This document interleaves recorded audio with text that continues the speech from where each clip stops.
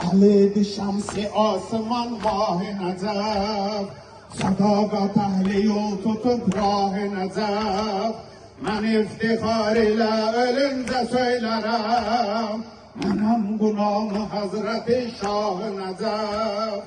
benim gulamı Hazreti Şah-ı Necef Ali Ali Ali Dil Ali Dilber Ali Sarvar Ali Rah Ali Rahber Ali Mahşer Ali Can Ali Canan Ali İman Ali Ruh Ali Reyhan Ali Rizvan Ali Allah Allah Allah sana canan Heydar aleme sultan Heydar şehri ilmin kapısı natece Kur'an Heydar dinimin izzeti mezhar iman Heydar dinimin izzeti mezhar iman Heydar ya Heydar ya Heydar ya Heydar ya Heydar ya Heydar ya Heydar ya Heydar ya Heydar Ali değil getitre muhteşem hedef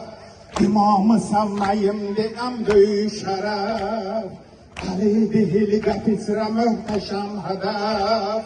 İmamı sevmeyim diyem büyük şeref Cehanda iftiharım olmuş her zaman benim gulamı Hazreti Şah-ı Necef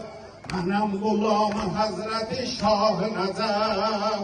Ali Ali Ali Dil Ali Dilber Ali Sarver Ali Rah Ali Rahber Ali Mahşer Ali Can Ali Canan Ali İman Ali Ruh Ali Reyhan Ali Rizvan Ali Allah Allah Allah sana canan Heydar aleme sultan Heydar şehri ilmin kapısı natece Kur'an Heydar dinimin izzeti mezhar iman Heydar dinimin izzeti mezhar iman Heydar ya Heydar ya